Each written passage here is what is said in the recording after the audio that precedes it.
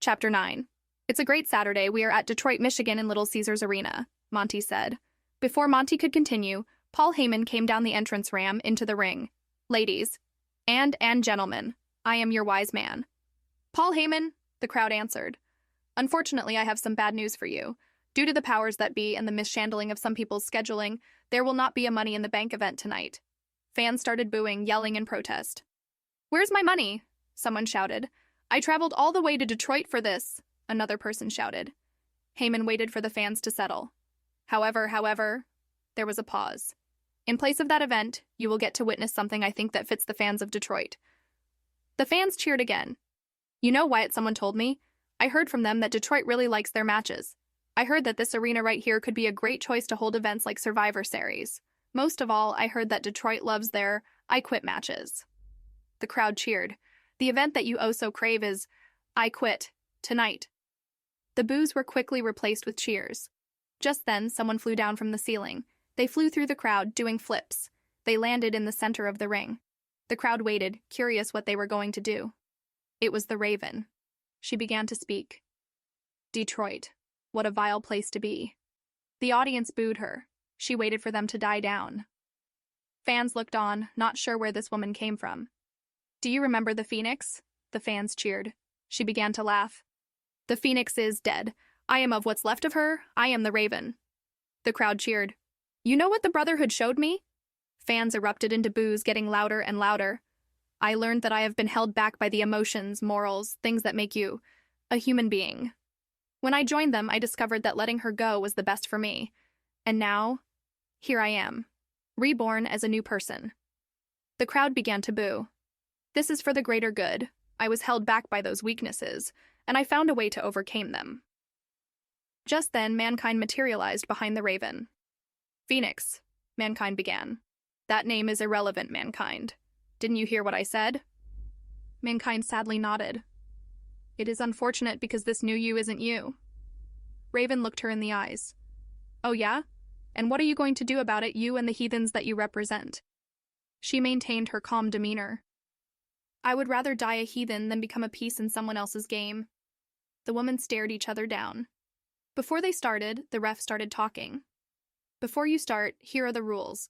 There are no rules, anything goes. There are no pinfalls, submissions, or disqualifications. There, the only way out is if someone says they're done. You got that? Both women nodded. The day's match is scheduled for I Quit. Like the ref said, anything goes, so how about we ring that bell? The bell rang, Raven attacking first. She struck with an uppercut punch. Mankind hit the canvas, quickly recovering. The Raven had a wicked smile on her face as she pulled out something shiny. It looked like a handcuff. It was. She grabbed Mankind, putting her into a headlock. Gripping her tight, she went over to one of the ropes. She put one end around one of the posts. She secured the other cuff around her arm. She grabbed one of the mics. Mankind, do you understand what is about to happen to you? I'm going to use a weapon. If I were you, I would take this offer. Raven paused. Do you want to quit? Go on. Let's see what the Rev created. Raven got ready for the first strike right to the face. Slap. Thwack. She did this repeatedly, Mankind keeping her calm demeanor. Raven continued until the kendo stick started to splinter. Raven went over to grab something else. It was a leather strap. Mankind, Raven slowly walked over to her. I have a leather strap. I'm going to hit you with it. It's going to hurt a lot, and I really don't think you want to go through with this. I'm going to ask you again. Do you want to quit? My mother could hit harder than that. Anger flashed over Raven's face. She reeled back for the first strike. Crack. Crack. Raven continued, taking her time with each strike. Mankind put her other hand up to block some of the strikes. Raven looked frustrated. Throwing the strap to the side, she went in for a super kick, but Mankind struck her with a knee. She recoiled, falling back. How can you stand there and take this? I don't really understand. How could you take all of this? I have beaten you with multiple objects, and you should be in pain right now. Mankind smirked. Obviously, you haven't tried hard enough. Frustrated, Raven went ringside, grabbing another item. Mankind, I'm going to attack you with a chain, and I'm sure it's going to hurt. I would advise you to quit right now. Duncan appeared ringside, causing her to stop. She stared at him, unsure what to do. Duncan? She appeared dazed. No, he is irrelevant, Rev shouted. He was standing on the other side of the ring with Ray Parker and Vindicator. Finish her! Finish her now! Ray Parker walked around the ring, hitting Duncan with a stunner, knocking him out, the crowd booing. Raven smiled as she grabbed a steel chair. As she got closer, Mankind attacked with her free hand, delivering a right hook. Raven let go of the chair. Something silver fell to the mat. Raven dove for it, Mankind grabbing one of her wrists, locking it in place. She used her legs to push the key closer to her. Raven appeared in front of her again, attempting to block the key. Mankind swept her leg, tripping her. She used the toe of her boot to move it closer. Ringside, Paul Heyman and the Rev were arguing. I really hope you don't make a fool of yourself bringing her out here. Do you understand how many rebookings I had to do to make this happen just so you could show off your new pet? No worry, Brother Heyman, the Rev said calmly. Everything is in my favor. She finally had the key in her reach. She bent down as the crowd cheered. She has the key, one of the commentators said. It's about time, maybe she'll have a better chance at fighting back, the other commentator said. Freeing herself, she made a beeline for the steel steps. She grabbed them, ramming them into Raven. Raven charged, only to be hit by the steps. Raven flew to the top of the third rope as Mankind placed the steps in the center of the ring. Raven jumped, landing on Mankind, slamming her into the steps. There's a splash from Raven, one of the commentators exclaimed. Earlier, Raven was saying to her about the amount of pain she must be in. Do you think she will quit? The other commentator said. I heard that Mankind is not your average flower. She's got some bite to her. A replay of the last attack flashed over the Tron in the arena. Mankind! Raven grabbed a mic from the side of the ring. Mankind. Mankind didn't move. If you can hear me, then why don't you do us a favor and say the two magic words, just two of them, and your torture will be over, I promise you. Mankind sat up, taking the mic from her. Go to hell, she said, uppercutting her. Raven fell into the ropes, bouncing off.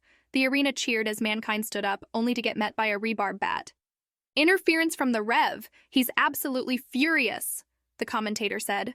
The hit sent her across the ring, and she was bleeding. Raven wasted no time, putting her ankle into a lock. Pain shone across her face. Just to warn you, I'm not letting go, so either you end the atch or I'll squeeze tighter. Mankind reached for the mic. I quit. And your winner for tonight's first I Quit match of the night, it is the Raven. The crowd booed as the Raven took flight, leaving the arena. Backstage, Vindicator kneeled before the Reverend. I bless you in my name. I give you strength and wisdom. I give you the power of the ancestors, and they will grant you strength. Thank you, brother, Vindicator said. As he stood up, there was a mirror that reflected the mask. There were small cracks on the face and forehead. I would be careful with that, the Rev said. Looks a little beat up. Vindicator shrugged. It's taken more. Before leaving, the Rev signaled him to come back. That match with Lesnar, he said. Vindicator waited. You know, the one that you lost, don't do that with your next opponent. I want the rest of that order wiped out. Leave no traces of it. I will, Brother Reverend. As Vindicator left, the Rev looked after him. You better, or there'll be more than hell to pay. And we're back with events and storylines unfolding right before our eyes and ears, Monty said. Will Vindicator keep his word to the Rev, or will he fold once again? Angered by this, Vindicator took a mic. What do you mean I will fold again? That match with Brock? That was just a warm-up. Vindicator looked around to observe the reactions of the crowd when he locked eyes with the Beast incarnate himself. He was in the very front row, and he didn't look very happy. Fear went through his body as Lesnar came down the entrance ramp, his theme music playing and pyrotechnics going off. Once he was in the ring, he took another mic. He laughed. You call that a warm-up? Vindicator watched as the Rev, Raven, and Ray Parker stood ringside. That's saying much, since between you and me, one of us can't wrestle. Anger flashed across Vindicator's face. I'll prove it then. Vindicator got into a fighting stance. Oh man, one of the commentators said. Even with the height difference between Vindicator and Lesnar, the Beast still looks intimidating. It's only a foot, the other commentator said. I know that, but look how Lesnar holds himself compared to Vindicator. Vindicator is 7 feet tall, and Lesnar was still able to throw him like he was a helpless kitten. The other commentator laughed. You take kittens to a ring? No, but I've seen my share of cats fighting before, but not to that extent. All right, Lesnar said. We have a little time before your next opponent, so let's do a little warm-up. I want you to hit me. Vindicator got ready for an attack. Going to the other side of the ring, he did a running knee, which did absolutely nothing.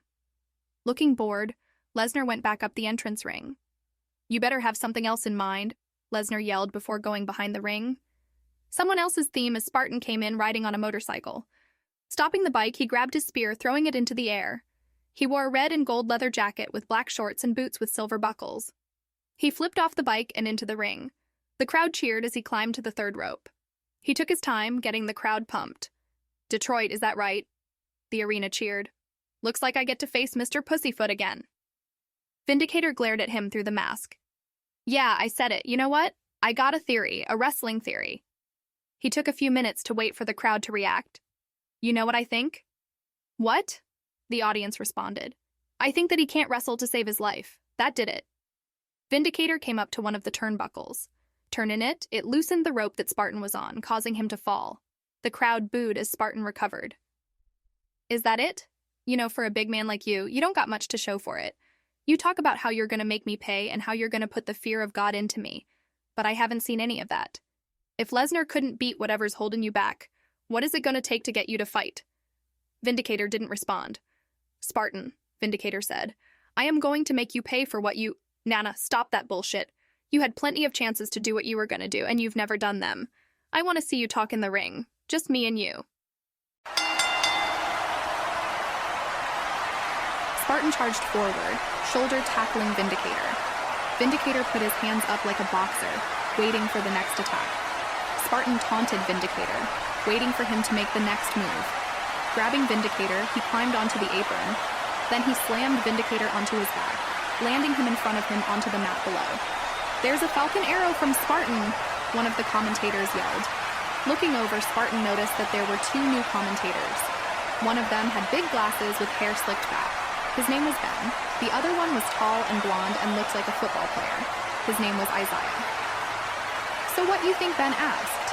"So far, I've seen one-sided fights from Vindicator. He really doesn't make any effort to attack his opponents at all. I was talking to Spartan the other day, and he said that he thinks that Vindicator isn't a wrestler," Ben said. "Those are some bold assumptions." "Didn't everyone go through NXT before making it to the WWE?" Isaiah asked. "I believe you're right about that, but Spartan thinks that Vindicator got into the WWE another way." Just then, Vindicator finally made an attack on Spartan with a running shoulder tackle, sending him into the mat, then quickly backing away. None of the wrestlers touched a single mic, but if you were loud enough, the broadcast mics could pick up what you were saying. "That it? I want to see you do more." Spartan got ready for an attack. With the back of his hand, he hit Vindicator's chest, the sound of it echoing off the walls.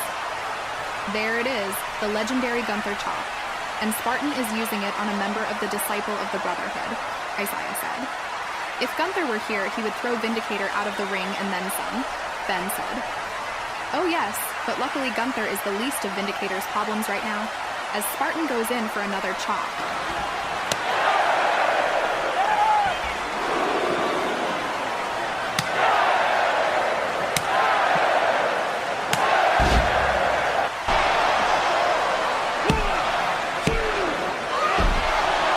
Vindicator lay still on the mat, only to get back up again. The rest of the Brotherhood and what was left of the Order of the Phoenix stood on opposite sides of the ring. The Rev was wearing the tribal beads. "What do you think the Rev's going to say about Vindicator possibly being a fake?" Isaiah asked. "Good question. Earlier today, the Rev tweeted something about that. He said that the Brotherhood has made many decisions in the past. This one was a mistake. Wouldn't it be best if Vindicator put more effort in if he wants to remain with the Brotherhood? If you look at his track record, he hasn't done much." Spartan stood on the apron. He jumped, landing a kick to Vindicator's head. Just then, the Raven started throwing chairs into the ring. Then she went over to the corner where Vindicator was and gave him some brass knuckles. Noticing this, Spartan grabbed one of the trash cans ringside. As Vindicator came charging at him, Spartan swung the can hard into Vindicator. Vindicator tried again, only to meet the can, the sound echoing throughout the arena. Running behind him, Spartan hit him 3 more times in the back, sending him to the mat. Throwing the can aside, Spartan watched as some of the crew set up a table in the middle of the ring. "If I were Vindicator," Ben told Isaiah, "I think it would be a good time to quit. He's taken quite a beating, and look at that. Spartan is taking him to the third rope," Ben explained. Isaiah said, "That's a huge pile of chairs out there. Any sane person wouldn't do this, but we're talking about the warrior from ancient Greece, and he is relentless. I don't think any normal person would volunteer to get put through that, but we're talking about professional wrestlers here, and they're on a whole level of superhuman," Ben sighed as Isaiah laughed. Oh, there's the power bomb, right through the table onto the pile of chairs, Ben exclaimed. That's gotta hurt, Isaiah said as Vindicator looked at the ref. I'm not gonna do that again. You gotta yell if you're done. Scowling, Vindicator got up. The Rev waved him over. If you're done messing around, finish this match already. I've had enough with your bullshit. Spartan slammed into him, causing him to go down. Gripping his ankle, Spartan lifted his leg high into the air, causing pain to cross his face. Tapping the mat several times, he shouted, I quit! I quit! And your winner for the I Quit match is Spartan, Monty said as the ring cleared out. Backstage, Raven was about to change when she saw the Rev behind her in the reflection. He has failed us again, the Rev said as he put the beads on a nearby table. I thought he would take him out, Raven said, turning away from the Rev. Are you sure you know what you are doing, Rev? Nodding, he said, In time, Raven, there may have been some accidents, but in time, we will come out victorious. Just then, a commotion happened behind them. The door to the locker room burst open, followed by Vindicator and Spartan. The two men barreled through the locker room, knocking into tables. Vindicator attempted to pin Spartan to the wall, but Spartan kicked out, stopping the attack. The Rev signaled to the rest of his team. Then they surrounded him. One by one, they picked him up. The door opened again. Duncan and Mankind came in, followed by Sav. There was a ladder that led up into the roof. They were carrying him up into the roof. There was no point in struggling. Each member of the Brotherhood showed no signs in letting him go. Duncan and Mankind got involved, trying to fight past the members. They were on the roof now. A massive crane was sitting on top.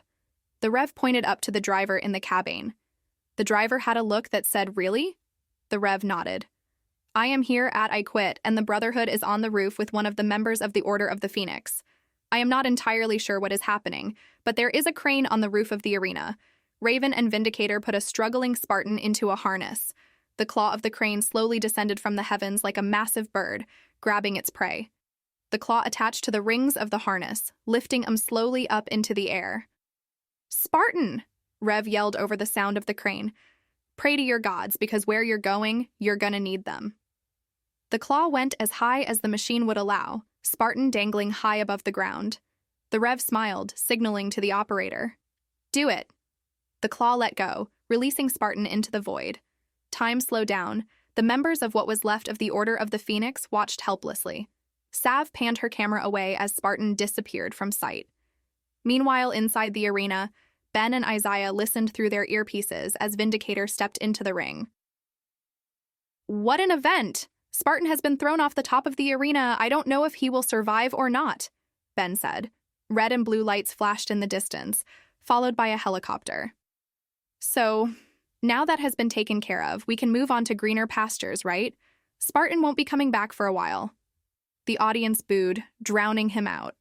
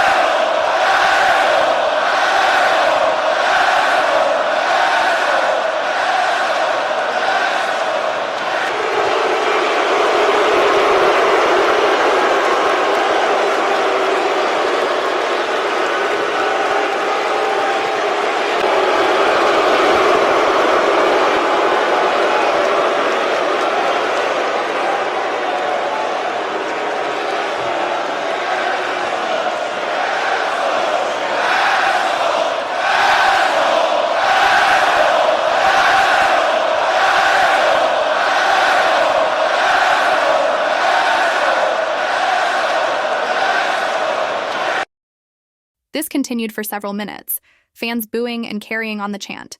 Suddenly, the sound of a motorcycle filled the arena, followed by someone's theme music. The motorcycle made a few rounds before making its way down the ring. A 7-foot-tall man dismounted, facing the crowd.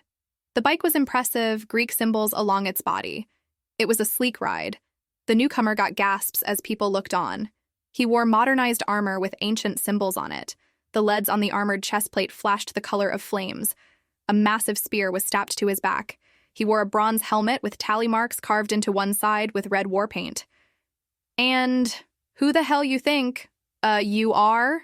Vindicator asked. The stranger pulled the massive gold spear from his back, sparks showering the ring. Snapping his fingers together, the bike disappeared. "It's just me and you, buddy," the stranger said, Vindicator moving into one of the corners of the ring. "What's this coward here? I want to see the big man himself, or does he not have the balls to do it?" Just then, the Rev followed by Raven and Parker made their way down the entrance ramp. "So that's your leader?" the stranger counted. "You're missing one." He turned to the Rev, eyes piercing through him knowingly. "Or is he still working that ball and chain?" The stranger turned to the crowd again.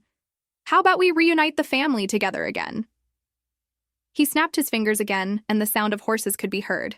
He laughed as he noticed that Link was up in the stands. He gestured to him. Link came down to the ring to stand next to the stranger. "Who do you think you are?" the Rev asked. An oversized golden chariot came into view, flags and banners waving as it came to a stop. The stranger snapped his hands as the chariot vanished, leaving the bishop and a handful of followers. "You said he was in jail? Might want to check your facts again." "Okay, I might have gotten some things wrong when I said that, but here is the rest of your family. Everyone, why don't we give them all a modern Spartan welcome? Except that we don't want them here now, do we?" "You want to know who I am?" the stranger asked. "That's what I said." "Yeah, I know what you said. I'm not deaf," the stranger snapped back. "I'm Ares." "Ares? Like the god of war Ares?" Ares looked at the Rev like he had asked the dumbest question in the history of questions. "No, the god of stupidity. Yes, I am the god of war. There's no one else in history named Ares, is there? Last time I checked, I was the only one." The Rev nodded. Then he was about to get on his knees. Ares stopped him by using the end of the spear to straighten him up. "Don't do that. I'm tired of seeing you people get on your knees like that. What do you expect me to do? Come down and give you a treat for being a good little human. Look where we're at." He gestured to the crowd. "This is the modern gladiator ring. This is what the ancient Greeks would have envied, what they would have wished for if Greece hadn't collapsed." The crowd cheered, waiting for more. The Rev stood there, thinking. Just then, Link spoke up. "Rev, those beads around your neck aren't yours. I know for a fact that I had those beads after defeating Roman Reigns at WrestleMania 42, going by the rules of tribal combat." Just then, the Titantron began playing footage from 10 years ago. WrestleMania was in Greece, in one of the historic arenas, where ancient gladiators would fight. The wise man, Paul Heyman, special counsel for the tribal chief, was with the Bloodline, along with the undisputed Universal WWE champion Roman Reigns, Solo Sikoa, Jimmy Uso, and a young Rev, made their way to the ring. This was a sold-out arena, filled to the max with fans. "This may be the biggest event in the history of the WWE Universe, and I am proud to witness its history in the making," one of the commentators said. "You bet, after 5 years of the Brotherhood taking control, someone's finally rose up to stop them." "Don't forget," the other commentator said, "the Bloodline hasn't helped the situation whatsoever. But I think that today is the day we see the Bloodline crumble right here in Greece." "Those are some bold assumptions," the first commentator said. Link was waiting there in his blue outfit. He had brown boots, a brown belt, a blue tunic, and long blonde hair. "Roman," Link said. Paul cut him off. "Ladies and gentlemen, my name is—" "Paul Heyman," the crowd responded. "Wouldn't it be nice if we could all set our differences aside and get along and sing happy songs all day?" There was a pause. "That's what a person who spends a lot of their time sailing the sea of obscurity would say, don't you think?" The crowd booed. "No, not boo," Heyman said. "So far, your tribal chief has remained undefeated as the undisputed Universal WWE champion for 5 years, and still no one has been able to take his reign away from him." The crowd booed and cheered. And then here comes the noble hero Link, fresh from NXT, doing his own thing, winning title belts, losing title belts, and now he wants to challenge Roman Reigns. The crowd cheered. On behalf of the tribal chief, you will be challenged by tribal combat, Heyman said. I accept, Link said. Reigns took the mic from Heyman. Grease! The crowd began to cheer. Acknowledge me!